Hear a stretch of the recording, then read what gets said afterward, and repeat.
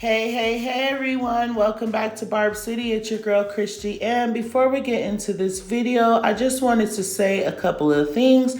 One, as usual, please subscribe to this channel. Turn your post notifications on so that I'm not here talking to myself, you guys. Also, when we're done here, follow me on Twitter at The Real Barb City and Instagram at Barb City Pink Print, okay? Also, I wanted to thank the people that have pointed out to me that I'm having a little bit of issues with my sound. You guys, I apologize about that. The longer I'm here on YouTube, I will get better equipment. I promise you guys, I appreciate you guys' patience. Also, with my reading and stuff, you guys, I will get better, okay? I'm new here to YouTube. Get off my back, all right? With that being said, you guys, let's get right into it. So, as we all know, you guys, 50 Cent likes to give unwarranted advice or like opinions, and sometimes it is unnecessary and it's not always good. But this time, you guys, he did say something uplifting to Quavo, and I did want to point that out to you guys. This was really nice of 50 Cent in my eyes. It was a nice thing to say to Quavo and to like bring a little bit of light to the situation that he's in. I don't know if any time is ever a good time in a situation like this, but it basically says 50 Cent challenges Quavo to position new album in honor of Takeoff, okay? So he said, you have to position this album correctly for Takeoff's legacy. Go make a couple of changes and address everything. All artists make the best music out of painful moments.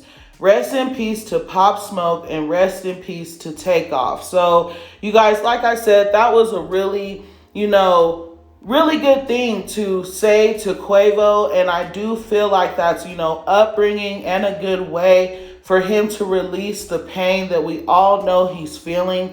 You know what I mean? I like to write a lot when I'm feeling down. I like to put my feelings on paper. So I know for a fact that could help somebody, not just putting it on paper, but then also going to put it on the mic, So I do think that was great. And also someone Victor, who dealt with Pop Smoke, also said 50 Cent did the same thing for him. And he said, I gotta say that I don't think, if I never had this conversation with 50, I don't know if this album would have ever came out, Victor reveals. So when Pop Smoke passed, 50 kept trying to get in touch with me. So I finally went to go see him. I couldn't listen to Pop Smoke's music, and 50 was like, yo, you're being selfish. You can't let your emotions or your being in this depressed state stop you from executing the plans you guys had. 3 weeks ago, you guys were in my office talking about taking over the world. He passed away, but who's going to keep his legacy going? Who's going to make sure his music comes out so he can take care of his family? He's like, that's on you. I get you're sad and all that, but this ain't the time for that. So like I said, this was just an amazing word to give to Quavo and also to Victor, you know what I'm saying, for Pop Smoke. So I hope that Quavo's able to pull through and, make a couple of changes to the album, talk about what happened and just release his pain into his music. But with that being said, you guys, let's go ahead and go on to the next topic.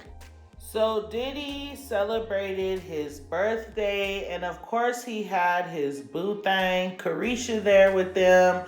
And he's been rocking with Caresha, for a while now. At first it started off just a little bit scary between her and old girl, and then bouncing him back and forth, and Caresha saying she did not care, that was her man, and it was not going to be easy to get away from her, okay? And then she finally told him, hey, we are a thing. That is it. That is all, okay? So with that being said, you guys, she did give him a really, really, really nice chain. So this is the chain right here.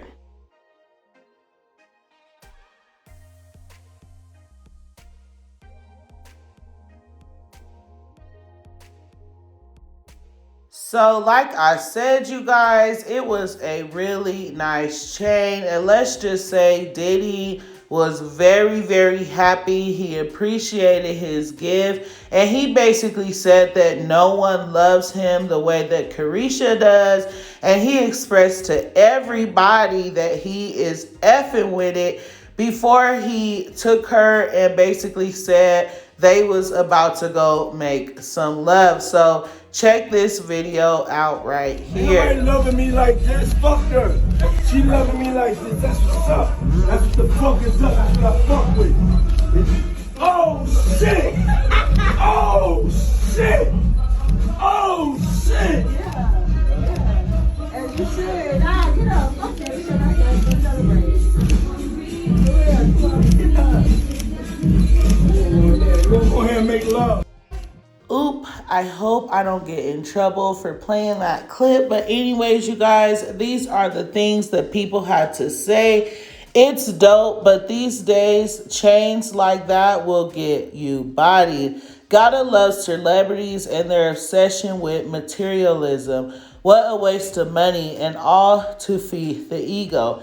Yes, it's something to behold. We all love a good piece of jewelry. But in the long run, where can we go with that? Basically, nowhere. And it's from you, Caresha. That's a great birthday gift for your poppy. A total waste of money. Sis, just put my life savings on his neck. Your life savings isn't touching the price of that, unfortunately. LOL. This is what you do when you have nothing else to spend your money on.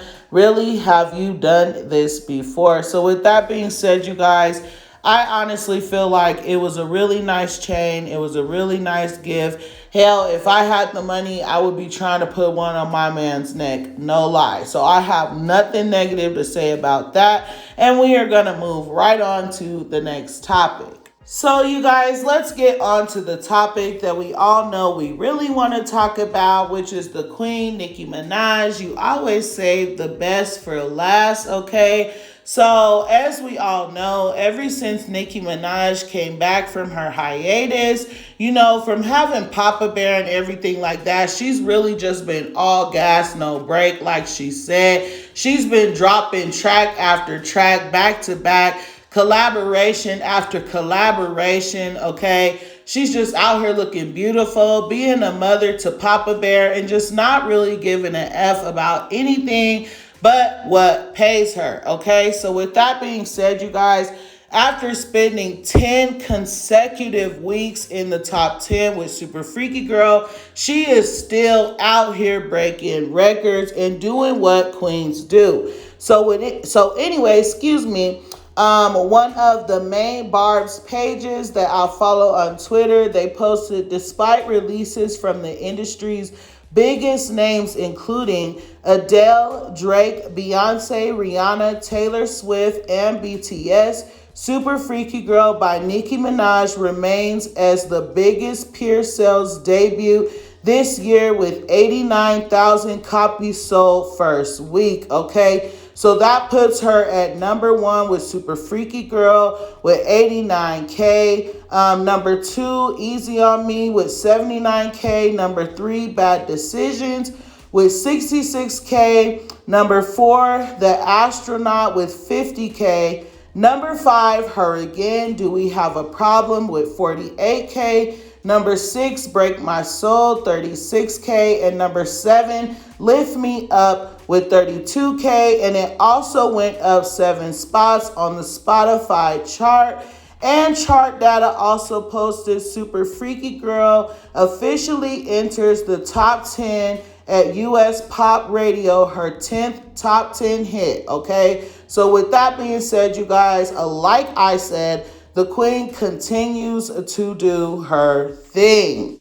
A few more things for us Barbs to be able to brag about. Super Freaky Girl reaching 60 million audience on its 70th day is the definition of an organic hit. That's how it should be for other songs as well. Playing the song and letting the audience decide if they like it or not, instead of shoving it down our throats for the first week. Super Freaky Girl jumps 5 spots to number 4 on Z100 Top Songs playlist, okay? Z100 Top Songs, number 1, Super Freaky Girl with 3.3 million weekly audience. Y'all, this is insane. Oh my God, this explains the 1.2 million updates we've been getting, okay? So the queen is just going and going, and her accolades will not stop, okay? I am so proud of her. So with that being said, you guys, I just want to read this little comment that one of the Barbs put under my post. It's super sweet, and I like doing stuff like that. So Nicki Minaj knows exactly what her Barbs be thinking, okay? So with that being said, this is what she had to say. Thank you, Barb City. I am just sitting here and watching video after video, day after day of you and her supporters doing your best to defend Nicki, while people out here trying to discredit Nicki and her success and power. And the lies, oh my God, the blatant lies. I don't know how you all do it, but I thank you for standing up for what's right. And I also appreciate that you all don't do what other blogs do and bash Nicki instead of just supporting their fave.